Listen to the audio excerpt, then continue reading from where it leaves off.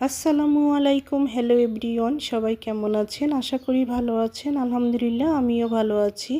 আজকে আপনাদের মাঝে চিংড়ি মাছ দিয়ে কচু শাক রান্নার রেসিপি নিয়ে চলে এসেছি। প্রথমে শাকগুলো কেটে ধুয়ে সুন্দরভাবে পরিষ্কার করে নিয়েছি। এখন আমি প্যানে শাকগুলো দিয়ে দিয়েছি। এর ভিতরে লবণ, হলুদ আর কাঁচামরিচ দিতে হবে। শুধু এগুলো দিয়েই আমি শাকগুলো সেদ্ধ করে নিব। কাঁচামরিচ কিন্তু বেশ কয়েকটা দিয়ে দিয়েছি। শাকগুলো এখন আমার সেদ্ধ হয়ে গেছে। এখন একটা চামচ দিয়ে এভাবে শাকগুলো ম্যাশ করে নিতে হবে। সুন্দরভাবে ম্যাশ করতে হবে যাতে কোনো শাক আস্ত না থাকে। সবগুলো শাক সুন্দর করে ম্যাশ করে এভাবে তুলে রাখবো।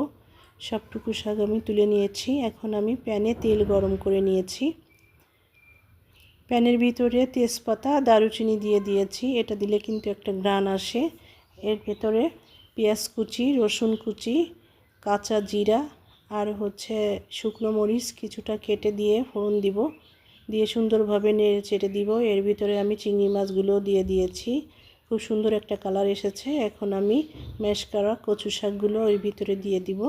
দিয়ে সুন্দরভাবে নেড়ে চেড়ে নিব যাতে কোনো শাকে একটু পানি না থাকে। শুকনো শুকনো করে ভেজে নিতে হবে।